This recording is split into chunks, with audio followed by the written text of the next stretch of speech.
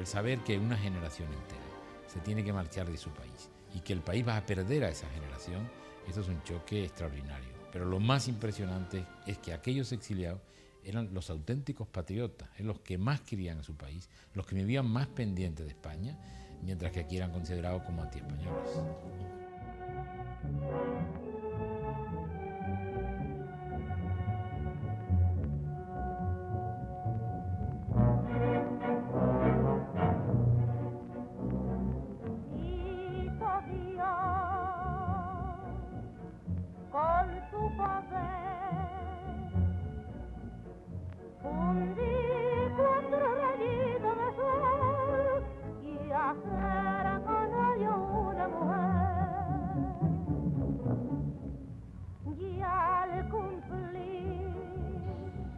Entre 1936 y 1939, Granada, Andalucía, como todo el país, se desangraron en una de las guerras más inciviles del siglo XX. Casi 1 millón de muertos, un país devastado y más de 600.000 personas, camino de uno de los más duros exilios que se conocen, fueron algunas de las consecuencias de aquella locura colectiva.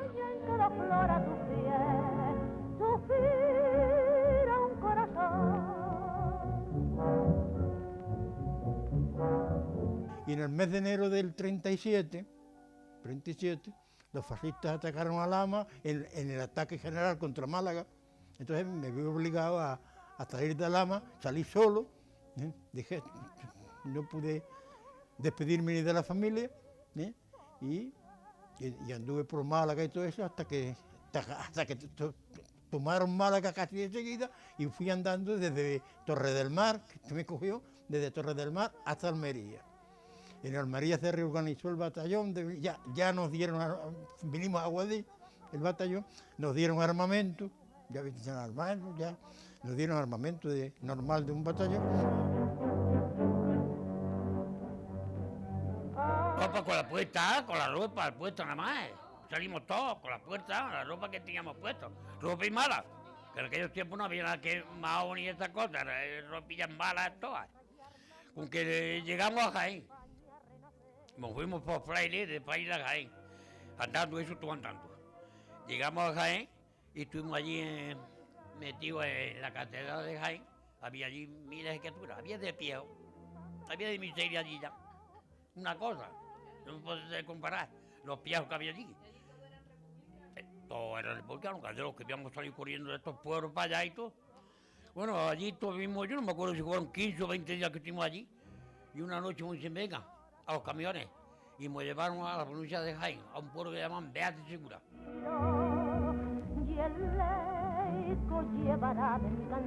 Bombardeos masivos. Estuvimos desde las 5 o 6 de la mañana, que amanecía entonces en verano, hasta las 10 de la noche con la cabeza en un hoyo sin poder levantar. Aquello fue terrible. Pero en fin, seguimos y llegamos hasta Gandesa, en las famosas cotas de Pándol y Cabals. Allí aguantamos y luchamos un cuanto tiempo y luego pues empezamos la retirada.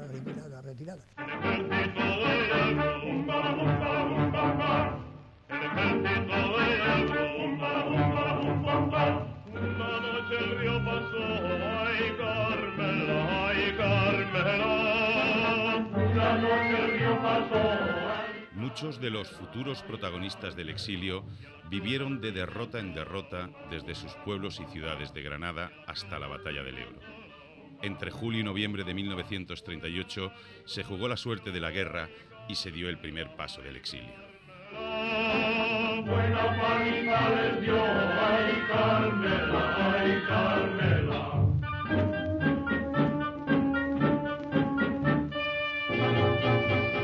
Estuvimos 3 años defendiendo a Madrid, con divisiones alemanas, italianas, aviones, el tercio, la legión, los moros, que la cantidad de moros que hubo aquí, que hay 35.000 moros muertos, aquí son muertos, fíjate los vivos, y aún con eso resistimos, y así, hasta el ejército, hasta la batalla del Ebro.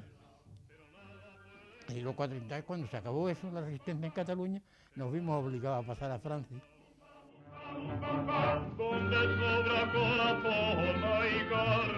Aquello fue terrible. Los pontoneros ponían puentes de madera, pero los nacionales, al darse cuenta, abrieron las compuertas del río Segre. Creció el eso y se nos llevaba la mar. Se ahogó una cantidad de gente allí. Pero cruzamos. Si entonces el ejército republicano tiene reservas, llegamos a Zaragoza. Copamos todas las fuerzas, pero estábamos agotados. Y llegamos hasta Gandesa, la provincia de Tarragona. Y al amanecer, ni en la guerra mundial vi yo tanto avión de una vez.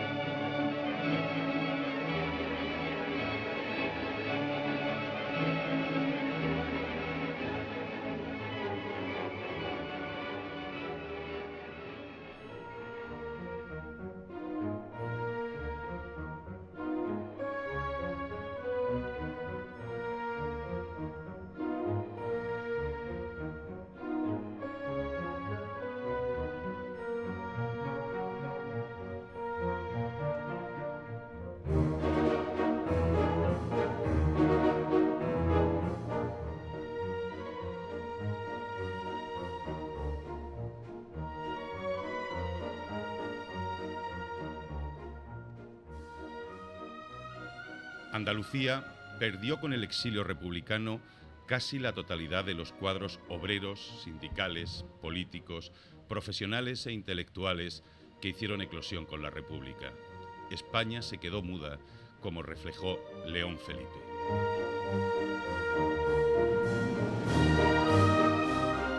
Hermano, tuya es la hacienda, la casa, el caballo y la pistola. Mía es la voz antigua de la tierra. Tú te quedas con todo y me dejas desnudo y errante por el mundo. Mas yo te dejo mudo, mudo. ¿Y cómo vas a recoger el trigo y a alimentar el fuego si yo me llevo la canción?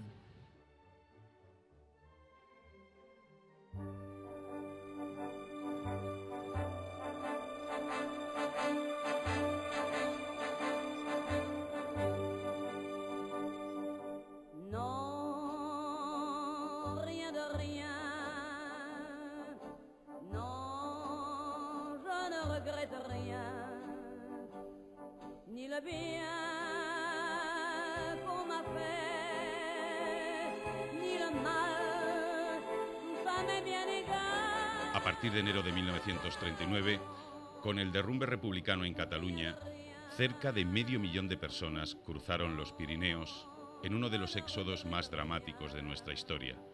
La libertad tampoco estaba al otro lado.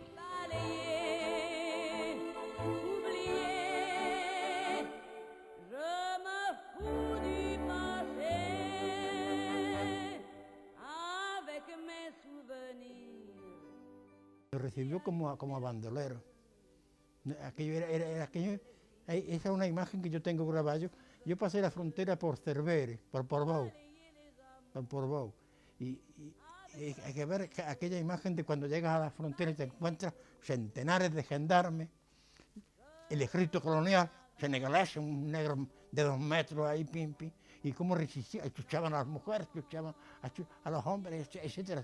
Tengo una imagen que pasó de que un oficial del ejército republicano, un comandante, quien fuera del ejército, que achuchaban a unas mujeres para aquí y para allá, y fue a pedir, por favor, un poco de respeto, un poco de que son mujeres, que mira cómo vienen, etcétera. Y entonces el oficial francés contestó en español, para que lo oyéramos todos, dice, eso les pasa a ustedes porque no han sabido defender su patria. Si hubieran hecho como nosotros en la otra guerra, defendimos el honor de Francia y ganamos la guerra, ustedes no se verían ahora así humillados como están.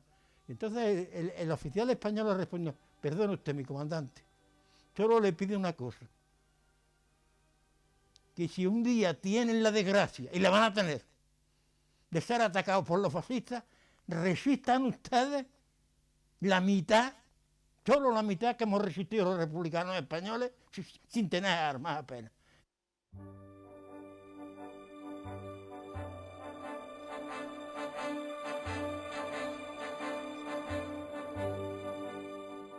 Daba pena aquello, aquella carretera ya cerca de los Pirineos, mujeres arrastrando a los niños con los pequeños, los hombres con una carretilla, con el colchón, con las mantas, terrible, lo habréis visto en fotos, las cunetas llenas de cadáveres y la aviación encima bombardeando y ametrallando sin parar.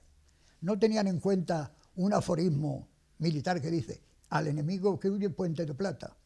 A nosotros el puente era de hierro y metralla. El 9 de enero de 1939 crucé yo la República por Portbou. Digo la República, la frontera por Portbou. El recibimiento, ya sabéis, nos recibieron a estacazos, a culatazos, ¿verdad?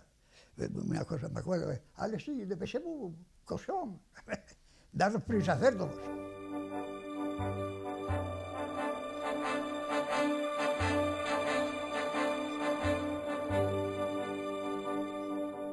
Un pan para 25, no vaya a ser que le digo tonterías ni nada. Un pan para 25. ¿Cómo lo daban? A ver, un pan que tuviera 1 kilo, que tuviera 1,5 kilos. Había que hacer 25 rajas. Menos mal que yo, había allí uno que había estado, era aquí de Montefrío, que había estado, era de teniente, había estado de teniente allí en la zona roja, ¿sabes?, en caballería, y tenía allí una gitana que era su quería.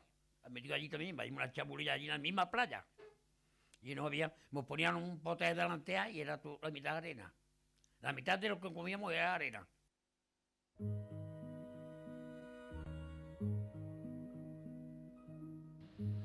La patria universal de la libertad, Francia, fue muy pronto para nuestros exilados una mala madrastra.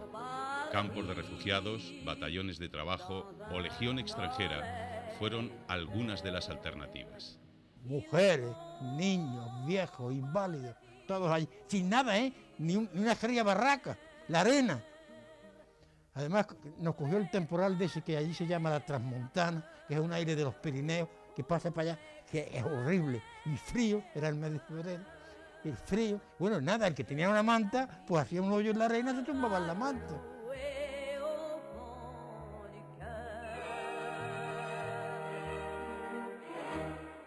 Allí había un castigo que le llamaban l'hipódromo, que era una especie de plaza de toros pequeñina, que por cualquier castigo te ponían un saco de 100 kilos de arena en la espalda, atado, y a latigazo hasta que caías, prácticamente groggy.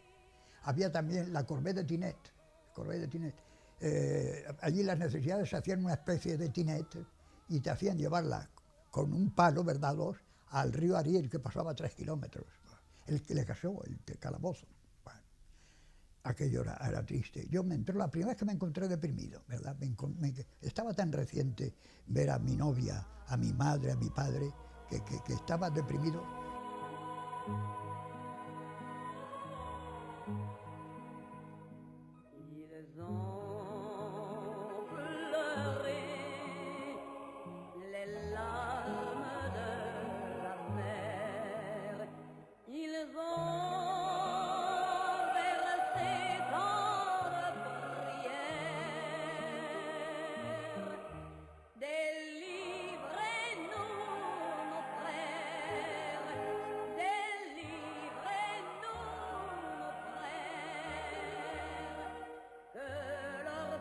Muy pronto, sin embargo, Francia aprovechó la fuerza de trabajo de nuestros exilados al servicio de la Segunda Guerra Mundial.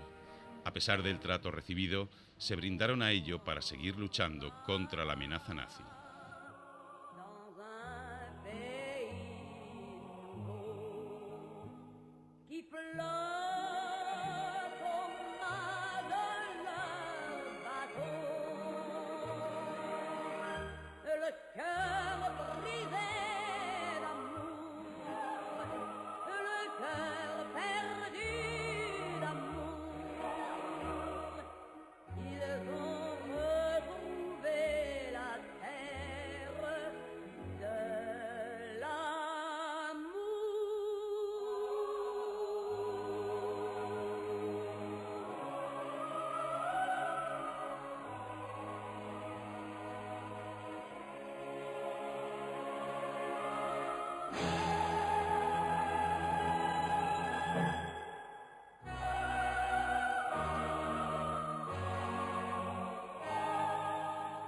Nos metieron en vagones, nos dieron un pan y 2 latas de sardinas a cada uno, un capote de la otra guerra, y un pantalón de pana, y nos tuvieron con un frío que hacía en enero del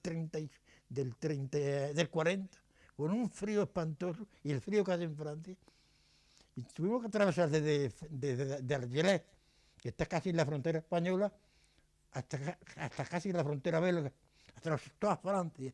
Y como había tantos trenes circulaban, pues aquello que iba, y con aquel pan y con aquellas 2 latas. Bei der Kaserne vor dem großen Tor steht eine Laterne und steht sie noch davor. Da wollen wir uns Aquello fue un fracaso porque entraron por donde no dejaban que entrar, ¿sabes? Con los millones que se gastaron allí. Lili Marleen, wie einst Lili Marleen. Unsere beiden Schatten sahen wie eine aus, dass wir lieb uns hatten, das sah man gleich daraus. Und alle Leute. El anunciado e inevitable estallido de la Segunda Guerra Mundial y el derrumbe estrepitoso del ejército francés en todos los frentes llevó a las autoridades galas a aprovechar la experiencia bélica de nuestros exilados, que volvieron a dejar vida y libertad en la lucha contra el fascismo. Deine Schritte kennt sie, deinen schönen Gang. Alle Abend brennt sie, doch mich vergaß sie lang. Und sollte mir ein Leid geschehen, wer wird bei der Laterne stehen?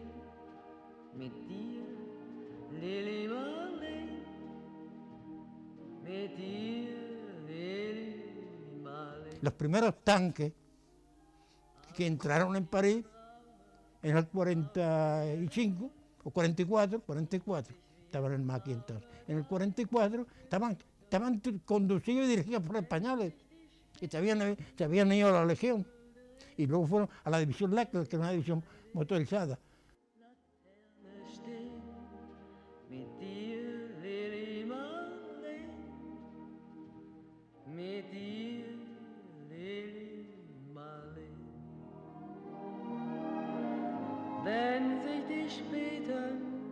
Un gobierno presidido por el mariscal Pétain, pero colaboracionista completamente. Allí.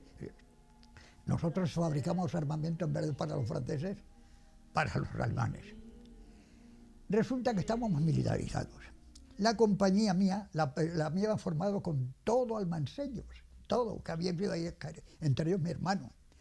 La mandaba mi hermano, que mi hermano era capitán, y otro paisano, y yo era el intérprete. Resulta que unos compañeros, pues un día encontraron un campesino de allí y les ofreció unas condiciones, como pasa aquí con los extranjeros, los pobres, en Murcia y en Almería, unas condiciones, y ellos, ni cortos ni perezosos, pues se marcharon. No llevaban documentación, los detuvieron, se los llevaron a la gendarmería, ni ellos hablaban francés, ni los gendarmes hablaban español. Solución, que venga un intérprete de la Poudrerie y me llaman a mí. Me digo, qué coincidencia. Yo cuando entré allí al despacho de la gendarmería, Dios mío, claro, cada vez estoy viendo al capitán con las gafas arriba abajo, leyendo, claro, al tomar la afiliación.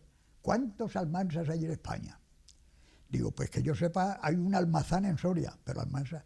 Bueno, el hombre se enteró que éramos paisanos y dedujo que puesto que ellos no hablaban francés y yo sí, yo era el que había hecho los contratos, lo dejaron en libertad y a mí me metieron en la cárcel.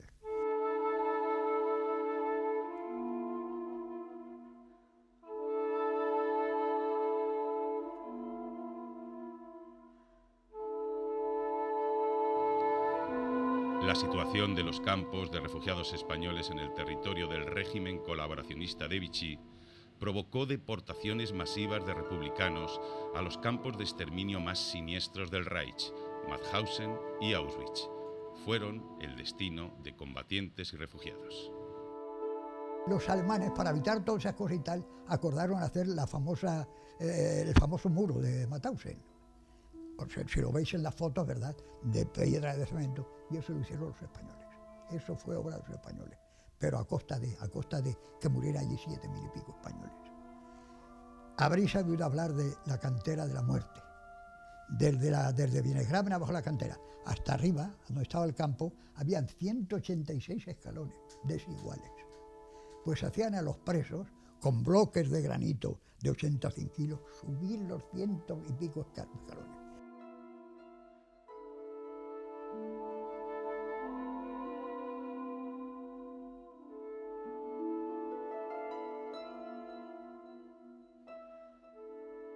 El campo estaba rodeado de triple alambrada de alta tensión, que algunos... que por cierto, para que veas el hambre que se pasó allí, había muchos internos, que el campo estaba, cada 100 metros había una torreta con reflectores y ametralladores, cada 100 metros. Por las noches, perros policías de esos alemanes, bueno, pues que había muchos internos que por las noches sin luna, retando bajo las alambradas, a pique de tocar y electrocutarse, iban a los basureros de los alemanes a coger las peladuras de patata agusanadas y comérselas.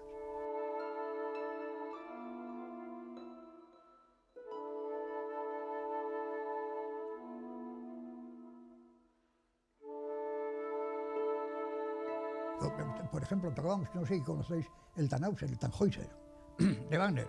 Tiene una parte que se llama el coro del peregrino. Que es peregrino, eso es precioso. A mí era de lo que más me gustaba. Lo habré tocado tantas veces que si lo oigo me tapo los oídos, no lo aguanto ya.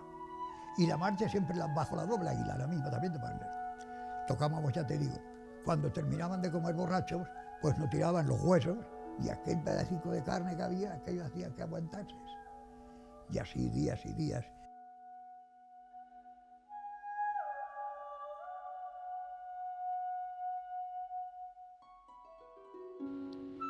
Más de 200 granadinos murieron gaseados, ahorcados, aplastados por la roca de la cantera más infame de la historia o víctimas de los abominables experimentos médicos.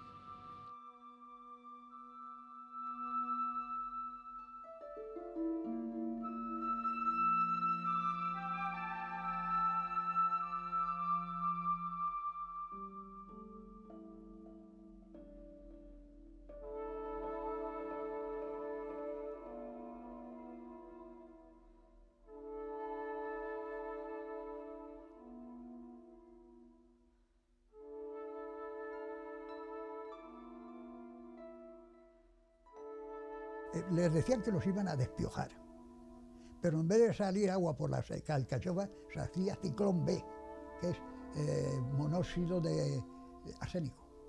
Y si habéis leído novelas policíacas, el arsénico huele a almendras amargas, y ese olor flotaba por el ambiente siempre. La barraca número 5 era de Revier.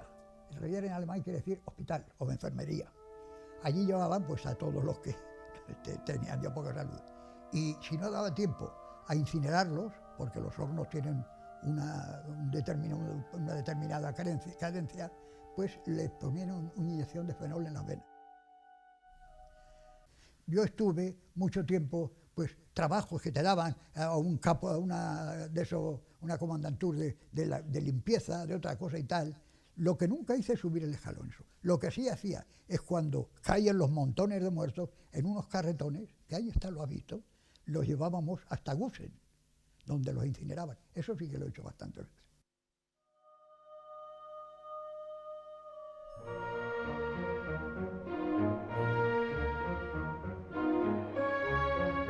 Quedaban aún meses de sufrimiento.